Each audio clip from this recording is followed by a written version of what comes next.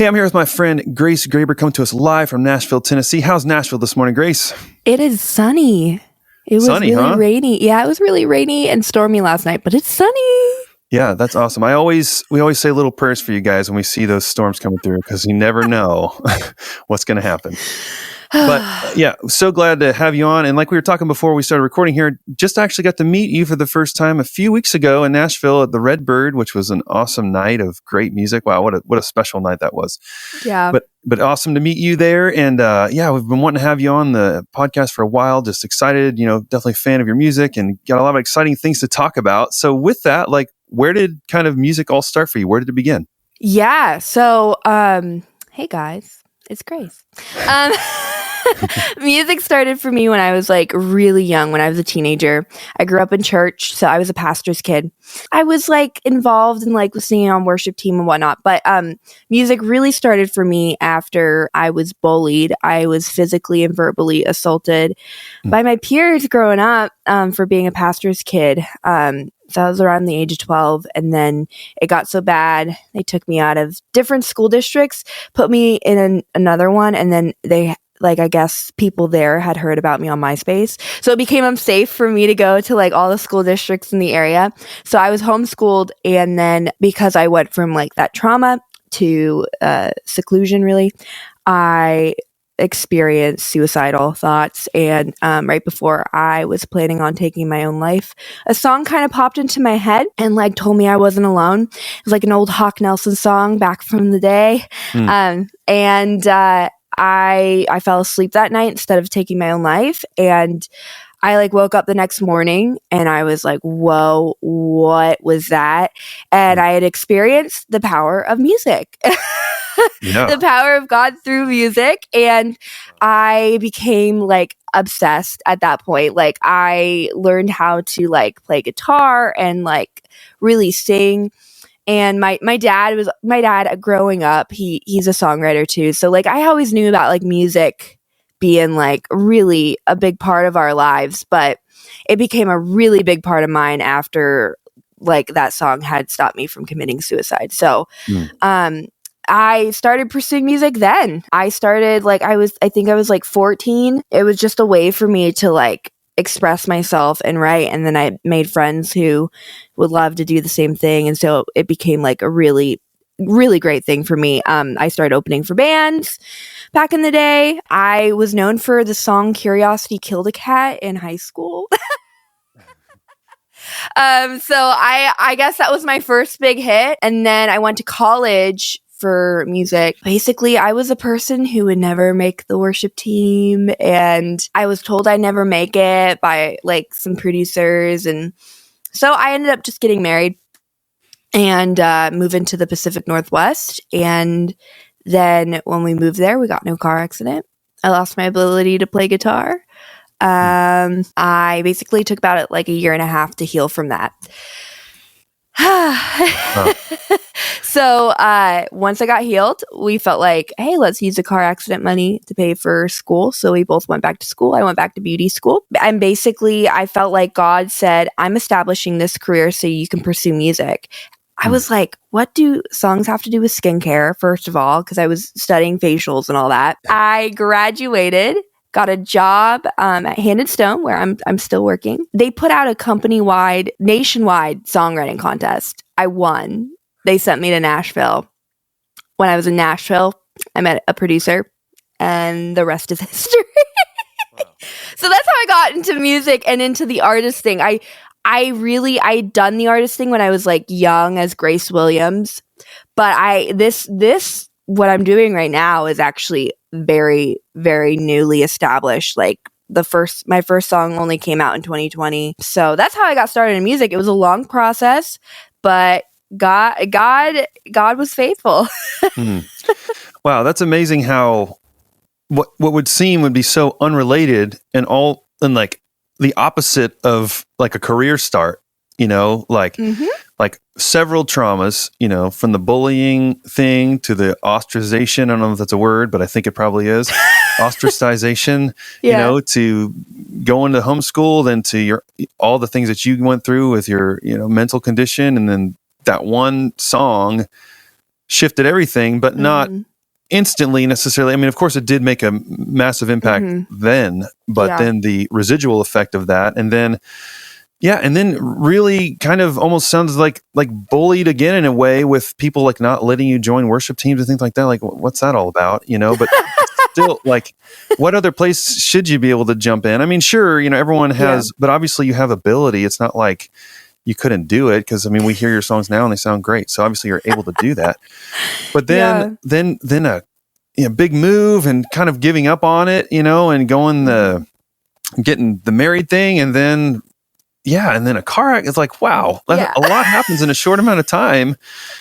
And then to still see God put that together just in this different way, this unique way that's unique to you. And then for you to be able to like pen that experience and share it with others. Because I the older I get and the more experience I have personally, I understand that the difference between people that do music and the people that like our music are the ones that have experienced pain and can communicate that in a way that's unique.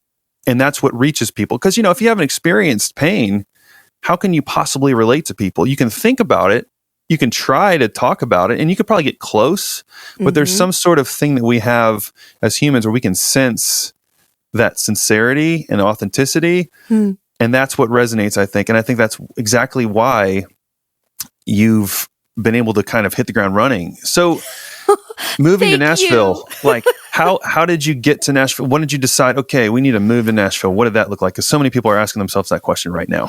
Well, so I had a thought with you just talking about that, about the pain, experiencing the pain. I always tell people the reason why I'm like hustling so hard is because I know what it's like to live without this. I know what it's like to think, darn it, that dream's gone. So that's one of that pain is the reason why I hold so tightly, but still with an open hand. I'm still reasonable, but like the reason why it's like nothing is going to stop me from just continuously writing songs and releasing music. Like, but anyways, okay.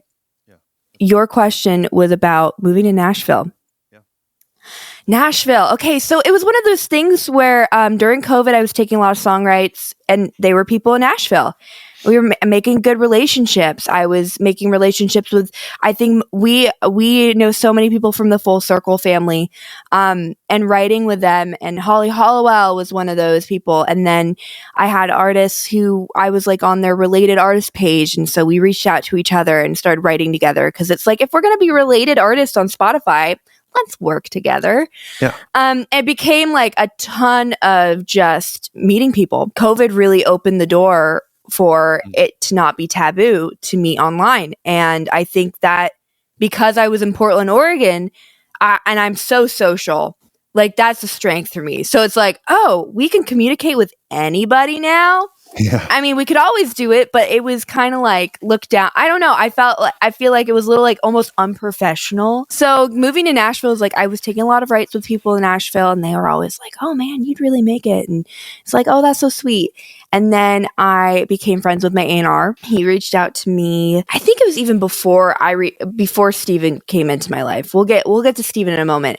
I took like a meeting with an artist, and he said, Grace, you are doing more than people who live in Nashville right now.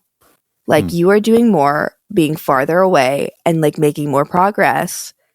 He's like, can you imagine if you moved to Nashville and you were doing all of this? Like you have all of these resources at your hands available to you in person. At the time, I didn't really understand, like moving to Nashville and being here. I now understand what it's like when people are like, yeah, next time you're in town, or like being here in the community is very important. So at the time I was like, well, I can do all this from here. But he's like, no, I know a lot of artists who are sitting there. They have projects, they have fully finished songs, and they are not releasing because they are waiting for someone to come around and release them for them. Like they're just waiting for record deals, which is like, you move to Nashville, you wait for a record deal, that kind of thing. But what he pointed out to me is he's like, you're not waiting, you're just doing it. And he's like, if you were here, I guarantee you it would probably be the best thing for you. So I walked out of that meeting like not expecting to be like, what if I did move to Nashville? Like, what if I kept this momentum, but in a place where I could have better resources? So I went to my husband. My husband, oh, bless his heart, I love him so much, but he's always the first to say no to everything. Always. Like, he's always the first to be like, I don't know, or does a lot of research. Okay. But I went to him and I remember it vividly. I was in the hall. I looked at him and I said, what if we moved to Nashville? And he went, okay. And I was like, what? Like, I think we both realized in that moment, oh my gosh, it's happening, because he didn't, like, the first thing he said wasn't like, like, it was, okay, yeah, sure. What if we did it? And so from there, we started pursuing. We told our friends, like, hey, we're praying about moving to Nashville. It was going to take about like 10 grand to move, though, because of all the moving costs. And it was cross country from Oregon to Tennessee. And we needed some new furniture. We never got, we got like married in an Airbnb, never had like a full wedding where we got like gifts and like like new stuff, you know? Yeah. So we had all like, we're like, oh my gosh, if we're moving, we are not taking this microwave. We are not taking this bed frame. Like, oh my gosh. Yeah. So like we had a lot of costs, and so it was going to be about 10 grand. So I worked as much as I could. My husband worked, we saved. I wrote while I did it too. And then when we decided we were moving to Nashville, I met Steven, A&R, and he's been so essential. Shout out Steven. He's been so essential to just encouraging this portion of like moving and stuff like that. So I met him. He reached out to me, and at the time he wasn't with a label. He was like, hey, I want to be an A&R. And I like your stuff. Can we like meet? So we had a meeting, and I was like, you know what? There's just something about you that makes me go, I want you on my team. Like if you're going to be an A&R, you understand me. And that is what you want in an A&R. Yeah. So I was like, hey, can I consider you on my team? Can you help me pick the songs for the next project? And so we began like that, like relationship where it's like, he knows I'm moving. And so then he now works for Centricity, which is like insane. So Yeah, there you awesome. go. There you go. Shameless plug to Steven. But like it was just like, he was so essential and just like encouraging us to get here and just like, and helping me pick songs. Like, and I think that also made me more and more excited. So it took 3 days to get here. It was a journey. You know what I decided to do? I decided to release a song while we did this cross-country move. And I decided like 2 months out, I was like, oh, I have photos, I have marketing pieces. I want to do a goodbye song for my friends. I also want to film a music video. Like crazy. I got it all done. So it's all available, but it was a goodbye song for my friends. But that is my biggest advice, is like, if you are going to move cross country, do not release a song while you do that, because it's a lot of work. But yeah, so I used the move as like marketing for that song. So that was really cool to like document and like be in the car and take like photos of the road and be like, go listen to this new song. And I guess that was a way I coped with the stress of moving. Distracted yourself from the weight of it all. Yeah. What was the song that you released? And did you release before you actually moved, and you were posting about it as you went? Yeah. I released it the day we moved. Wow. I am nuts. I was like, how cool would it be if it dropped and it was like, I moved, and it was like the lyrics are like, I'll never forget the moments that we shared, that kind of thing. It's called This Life. It's on Spotify. It's everywhere. It's the orange cover. And it was like just a goodbye song. Like, having this life is new to me were the lyrics. And truly, oh man, I played that at a show last week, and it's like, whoa. I'm so glad I did release that song then, because that song for every season, I feel like, is so true. It's like, this is all so new to me. And I did a music video to it. One of my friends, Regan, out there in Portland, helped me out with that. Like, everyone was just like, every song I've ever released really is all just been like pure generosity and like, yeah, we believe in this too. And that's what I gotta credit God for that, because I think the hardest thing to do is get people on board because Totally. you can't control that. Yeah. No, but it's really cool because, you took this thing where moving is not something you do every day. No. And it can get, or hopefully not, unless you're, I guess, the military or something. But like, you could just take that and be like, cool, here's the journey. And that's fine. But like, even though it was probably definitely a big extra layer, like to be able to bring people in, for one, you're moving to Nashville is just super exciting. You're going cross country, all of that. But then to kind of have like this way to point to this thing, like this is a song that's like the soundtrack for our move and also like anyone's move, both, physically, but also spiritually. You're doing this big faith step and everything. So for the song to be, really, it's brilliant. I know it, like you said. No, it's crazy, but it's, I feel, isn't like, I could name so many artists like that are crazy, but they're brilliant, like it's, yeah. Yeah.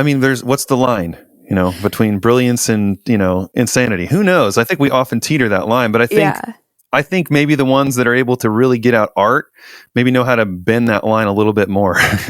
So, that's really cool. I love that. So, okay. So you meet Steven and, he gets plugged into a label, which that obviously helps. Yeah, that's cool. Your situation too, so like, what has that done? Like so once you've been you're planted, like we were talking before we started, like things are really kind of kicked off quickly, like how much of that has to do with like your like Steven association, but then also just like building into the relationship that you already kind of had. It has nothing to do with Steven because even though he went somewhere, I did not. It's just totally fine. He actually just independently A&Rs me. So all these songs like on my next project were all like, he was on like board with, okay, yes, I agree with that. I think that matches the vision. Like he's a person where it's like, I wrote like 20 songs. Which one do you think is the best? And so actually what's funny, so before we moved, okay, so I have to talk about postpartum release depression. This is essential to the move. This happened February, March of last year when the EP released. There's this like type of depression you get where you feel disconnected from the world and disconnected from what's going on when something successful happens. Like when the EP dropped, it was good and people were like encouraging me and like all in my corner, and that's great. You want that. But there's like this disassociation with it you experience where you're like numb. And what I noticed was instead of like turning to God and instead of like embracing this, I was like turning to alcohol, and I was doing like everything we like preach at church not to do, which there's no shame in having a drink once in a while, like hello. But like I didn't realize I was coping. I was actually trying to like push it away and keep it at arm's length. So it was actually a write with Holly Hollowell. I sat down, and it was actually, I think, a week after I had finally sought help. I went to a counselor. I got back on medication, and the amount of shame I felt, like defeat I felt for having to go back on medication after preaching. And I think it was like, oh my gosh, she has a YouVersion devotional plan. She has this music that points people to Jesus. She has to be perfect. Like it's not like that's a pressure I gave myself, but it was kind of like, oh my gosh, the fact that I have to go on medication and I still have problems, like this doesn't add up, right? So I was in a songwriting session with Holly Hollowell, and I told her, I was like, hey, so I went back on medication and I'm like not doing well. Like my anxiety was just through the roof. And most of it was anxiety. Most of it was like, oh my gosh, what do people think? Like I need to get this done. And she was like, Grace, I would have never noticed. I would have never thought because online you look fine. And it's like, well, what if everyone else, like how many other people are fine online and are artists and they are struggling and feel shame for taking medication or feel shame for having to get help because they feel like they have to have it all together for their art. And we actually wrote, okay, so this is like the cool part about that day. Yeah. The songwriting session we did, we wrote Do It For Me, and that's my next single coming out. And it's literally like, God, I've seen you do it and you'll do it for me. That's basically what the song's about. So like me and her both were like moving to Nashville and we are like all excited. And so we wrote the song about God doing it for us, right? And that's going to be my next single. But I got off that phone call and she was like, Grace, like, I didn't know that. And like, please don't feel shame, and just like so loving about it. And I was like, yeah, we've needed to have this conversation. It clicked. I got off that Zoom. I sat there and I wrote Conversation. Like same day, like the next two singles.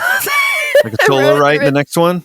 The next one, yeah. Conversation will be after Do It For Me. And it's going to be the title track to the sophomore EP. And it literally, I mention it. I said, like, felt guilty for having a drink or two. And like, and I would never share that part online, or I just like, why don't we talk about it and have a conversation is basically what the song is about. And it's like that opened up everything. And I think that's when it got real. So I sent those songs to Steven, and this is what's funny. He goes, can we talk? And I was like, oh my God, he's going to think like I am so mentally ill. Like, you think like it's like these a bad songs, like I was afraid. I texted Holly. I was like, okay, I'm sending these to people. Like, ugh. It's like a work tape, or do you have a demo for it? Just a work tape. Okay. Yeah, no, the demo came later, and that was the Lord. But we sat down. He goes, no, these are the songs for your next project. And I was like, what? And I think it kind of like sparked something. It was like, no one's writing about mental health. No one's talking about it. I mean, we are, but like in Christian music, CCM, like it's a business thing. You have to have the sound to like be, Christian music. Like there's like the standard sound, right? Yeah. But like there's also like, I feel like, I don't know, like you can still be a Christian artist and release music that doesn't sound necessarily like CCM-ish. And so for me, it's like, this is such a topic that probably, I don't know, as far as K-Love, that song probably will not be on K-Love because I talk about medication and drinking. But it's like, this is still needed in the community. We have Olivia Rodrigo. We've got Billie Eilish. And this is one of the things we talked about in our meeting about the song is like, we've got all of these artists making these songs that make people feel heard. Where are the Christian artists? Like, I mean, like they're there, but I don't know. Like it's a hard line to cross. Like who am I, to like say anything? But my goal is really to highlight that topic and really to not be afraid of sounding different and not be afraid of might get some backlash for saying that. But this is part of the mission is when it comes to mental health is there's a lot of guilt and shame and fear behind this topic. So you're going to get met with a lot of like guilt, shame, and fear from other people. And so it was nerve-wracking when I decided it, but I was like, okay, this is the next project. So he kind of helped me spearhead, like, this is what we're going to do when you get here. So that's why I've hit the ground running so much, is because I got here and it was like, I knew exactly what I was going to do. And that's like another piece of advice I give anyone is just know what you're trying to do. Just know it. Like, cause when I got here, it was like, I met a lot of artists and they're doing their thing and that's great, but I'm focused on mental health. Like I have a mission. And I think that's what's really helped me is having people helping me stay focused on that.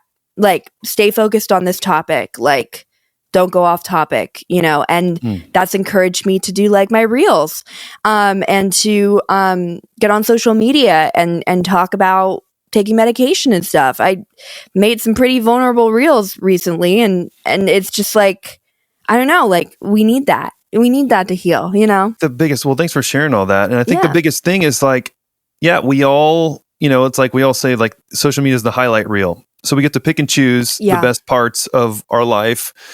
But the reality is that's like, I mean, it is real because it is a part of our life, but it's just like a small piece of the pie.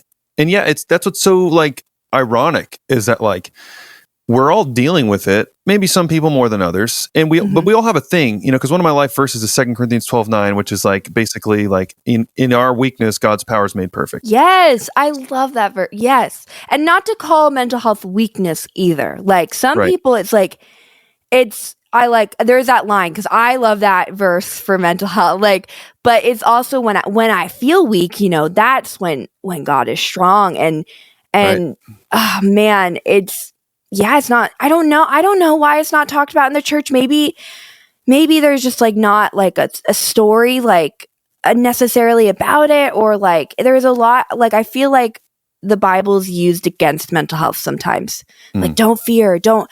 But it's like sometimes our brains can have these chemical things going on that A lot of times. a lot of the times, like, and we're born, if you think about it, we are born into a fallen world.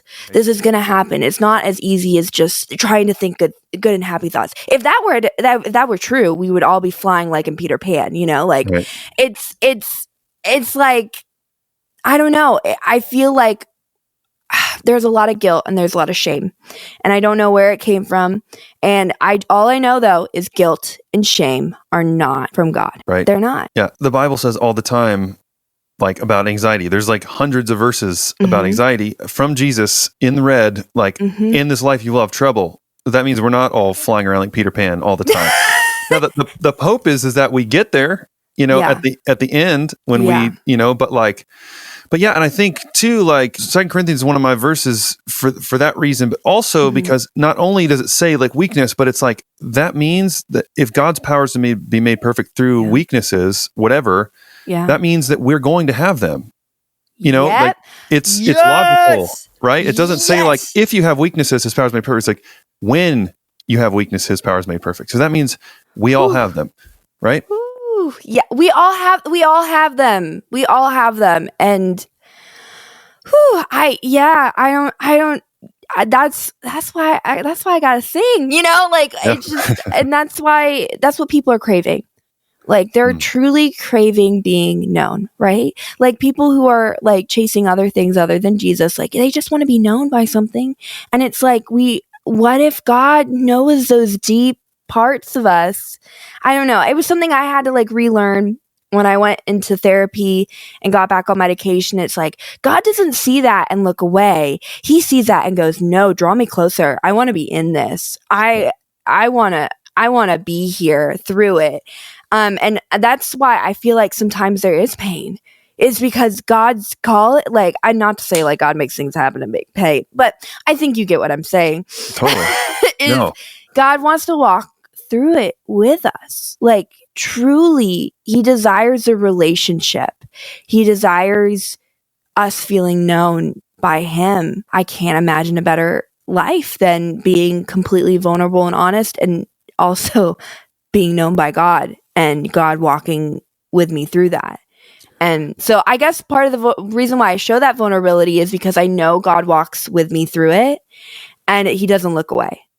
And so it's like, we got to be honest about it. We got to talk about it. We got to have a conversation. Boom. That's it. Yeah. No, I mean, it's so I listened to this podcast, Faith Over Fear. It actually came out of the U version. It was a Devo plan, but there was this one day, it was actually the day that I was going to Nashville for that trip a few weeks ago. And, you know, I was like about the travel whole thing, like whatever, but like there was this line, this golden quote, and I should know his name. I'll look it up. I'll link it below.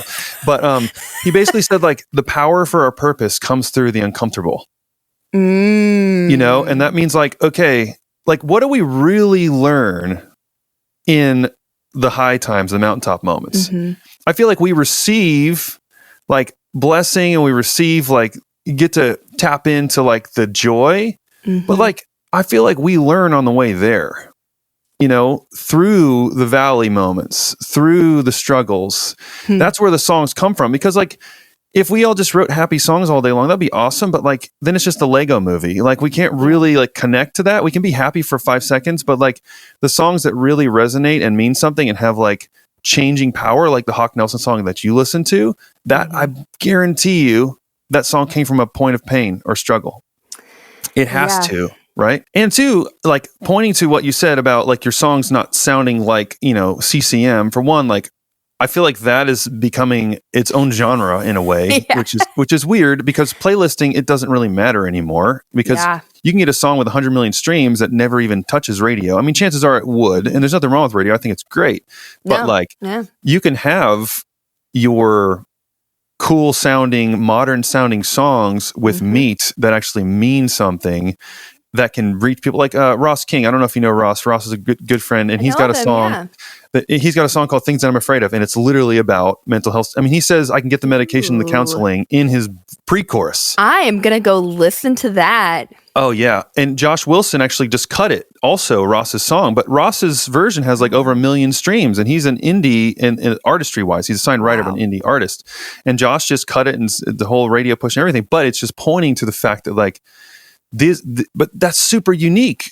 And that's what you're doing too. So obviously this is the thing where like you guys get to like pioneer the space to bring it to where it's, we can say like, oh, well, maybe if you prayed a little harder, you'd be okay in between your ears. Boo, like, which is not right. Right. Yeah. That is not right. And I've never personally had anyone tell me that, but I know that that's like, that can be a thing to where like we have to be our happy little church people or else happy little church people. Yeah. I don't know. I don't know what that is, but so you bringing that to the forefront is so important.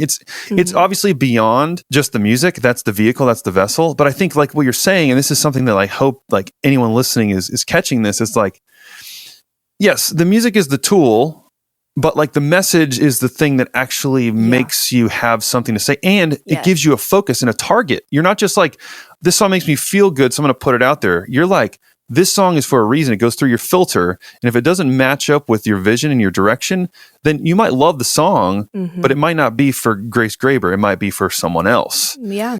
So that's gives you the focus. And I think that's why you're so busy is because you actually have the focus. That's what you're talking about.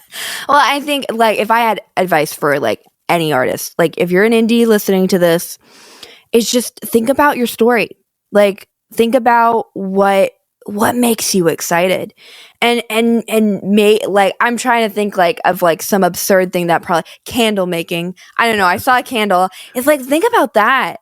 Why don't you market to the people who make candles? Like why don't you write a song about the process of writing I don't know where, one of my favorite band name ideas. Sorry, this is so off topic, but great. Like if I had like a hardcore metal band, I would name it. Okay, my producer Blake he's probably rolling his eyes if he's listening to this. I would name it High Calorie Candle. Do you know why? Because calories are like the amount of which like something burns. Like so if it's a high calorie candle, it burns for a long time. Anyways. That's really good. HCC. Anyways, back to the advice is just get excited about your story. Get excited about where you've been. I know probably you don't want to visit that. Probably you don't want to talk about it. But I guarantee that pain, that experience of like my trauma, that trauma of me being told like, yeah, just pray. I've seen family members being told like, you didn't pray enough. And that sucks. Yeah. Think about that moment where it just sucks and start writing towards that and start targeting that. Like marketing advice, I guess too. Like don't like, yes, you can be another CCM artist. You can like, maybe you want to, I do that. Whatever your dream is, try marketing to those people.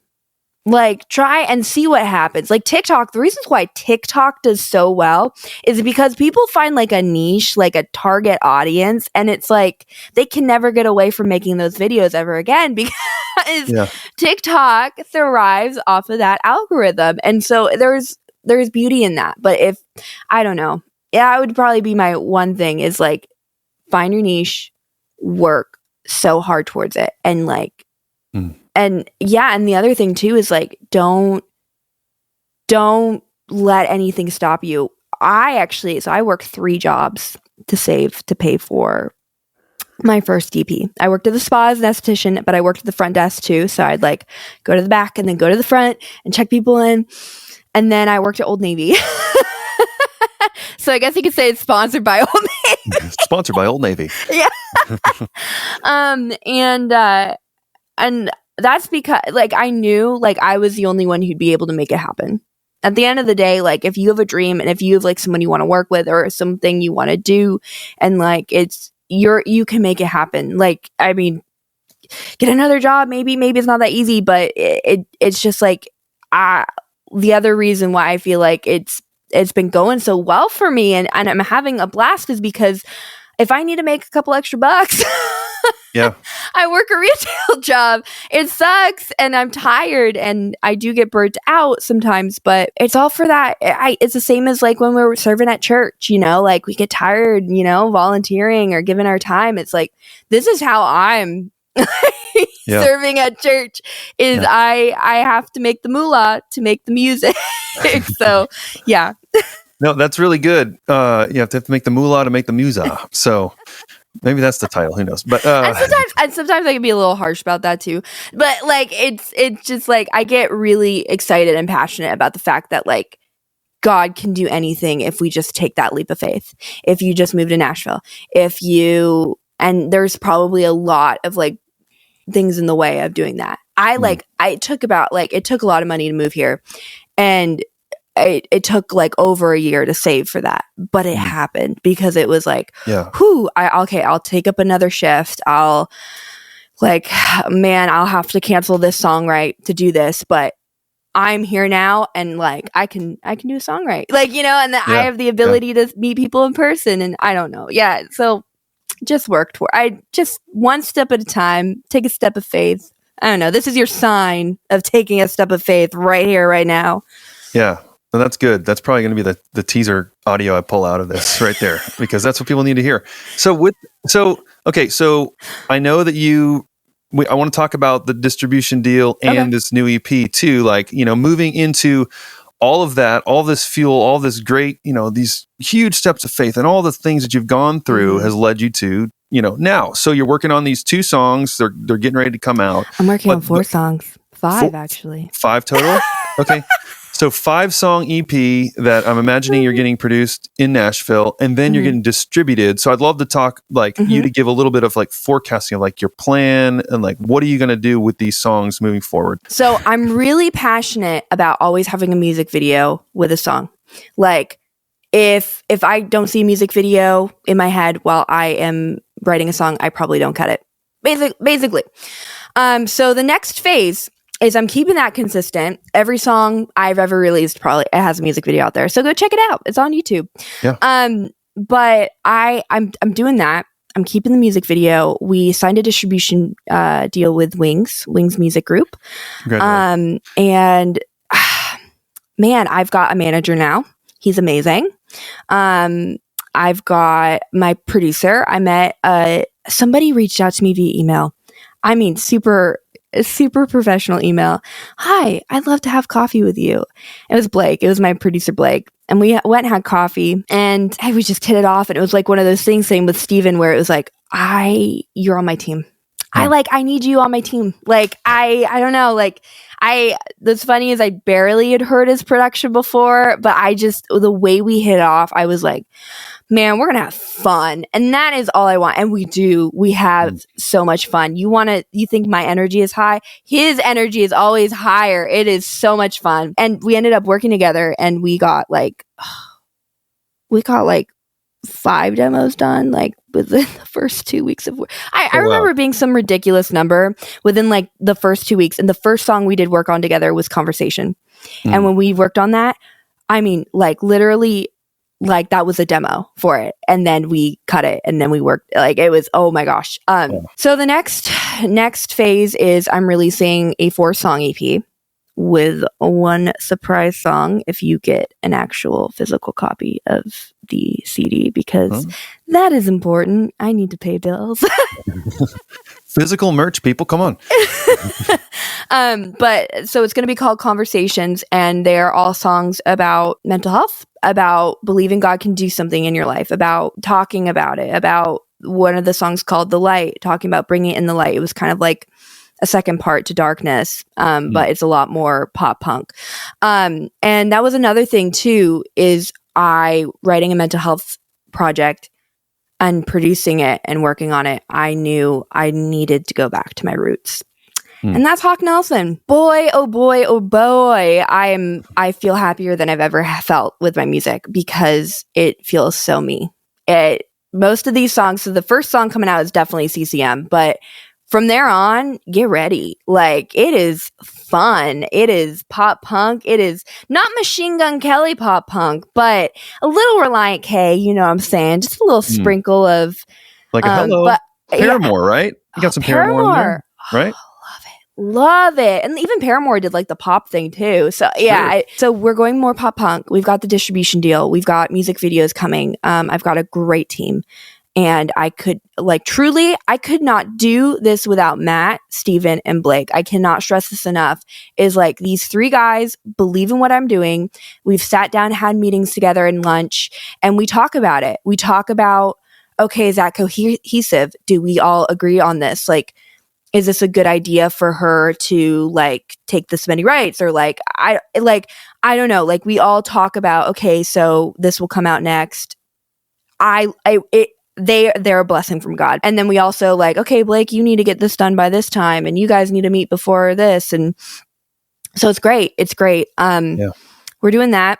The distribution deal. So I didn't know about that until it was actually Rachel Niemerhoff, who she got a distribution deal recently. I was talking to her about like streaming, because I'm like, I can't pay like $1,000 to like, you know, possibly get on a Spotify playlist. Like, if I wanted to, I can make it happen, but I'm not going to.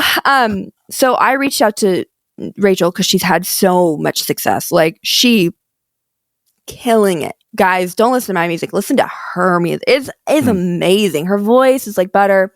And I reached out to her and I was like, hey, you seem to be like so good at this. Any advice? She's like, all she said was, have you heard about distribution? And then from there, I reached out to Steven.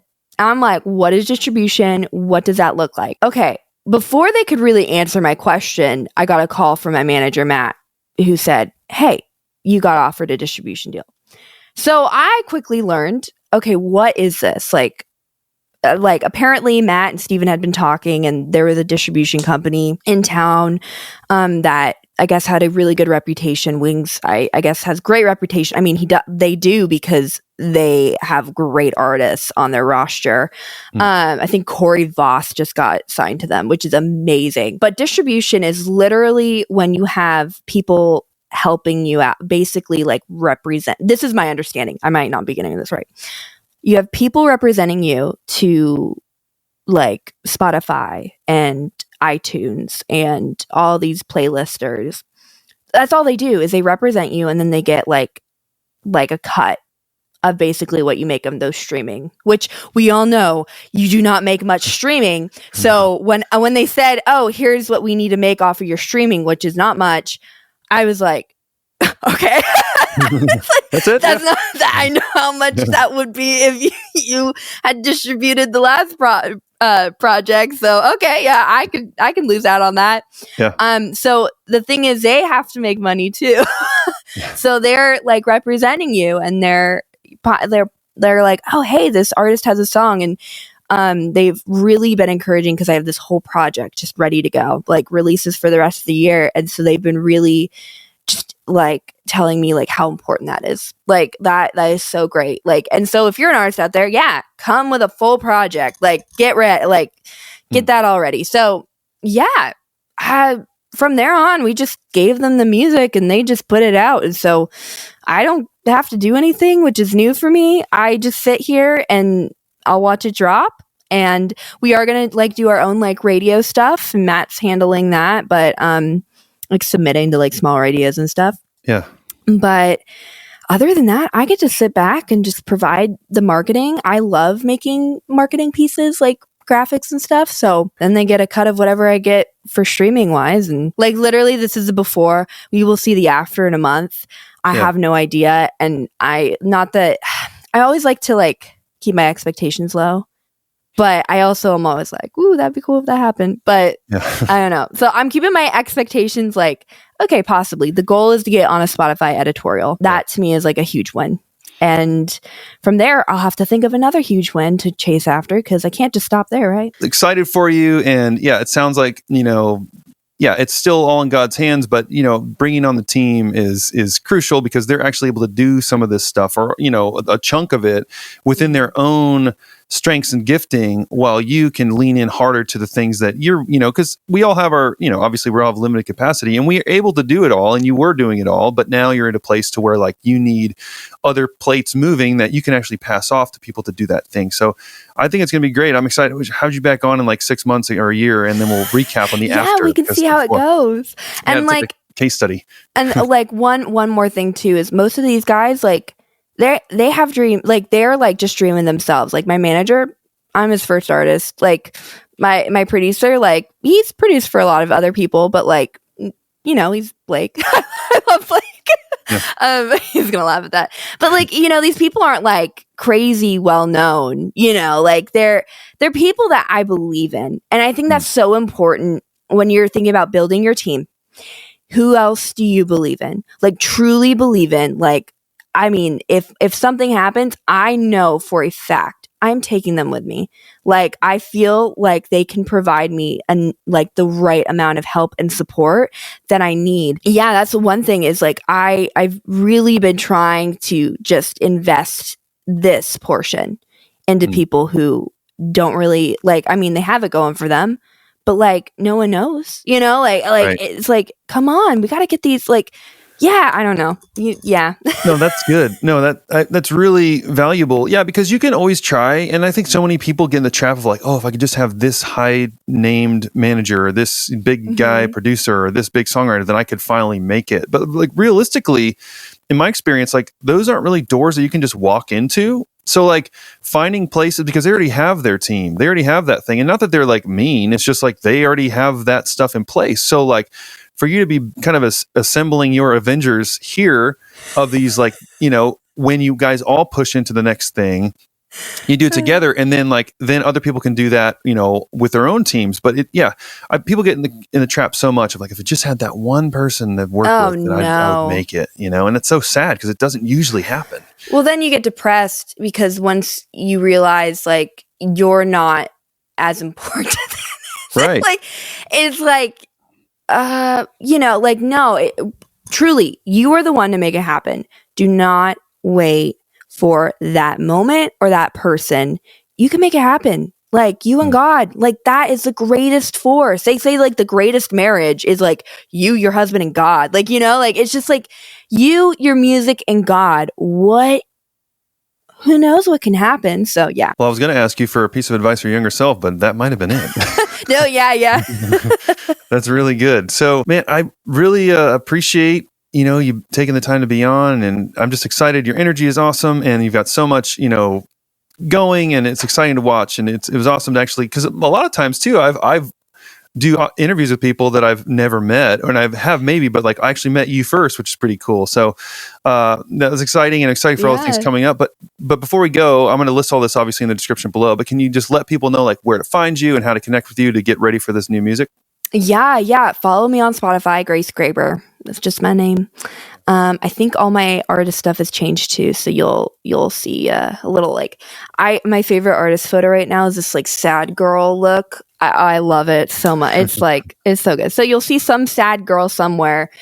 Look up Grace Graber, Grace Graber music on Instagram, Grace Graber Music on Facebook, Grace Graber on YouTube. That's what's good about having a unique name is that it's you probably have the .com too, right?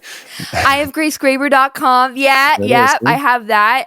If you want, are like looking to book or you reach out to me and get connected and have a meeting, like management at gracegraber.com. Yeah, I have my husband to thank for the name. So boom. There you go. Awesome. Well, before we go, I want to pray for you as I always do.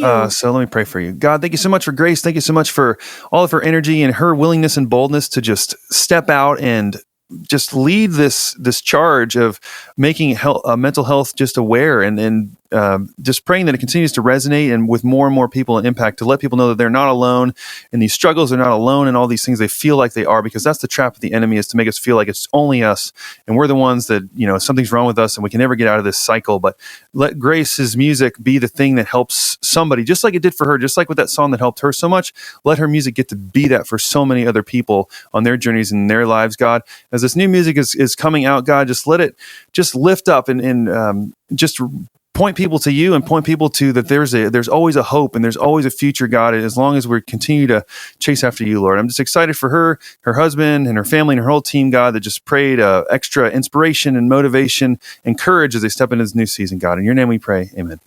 Amen. Thank you, Brian. Thanks for having me on.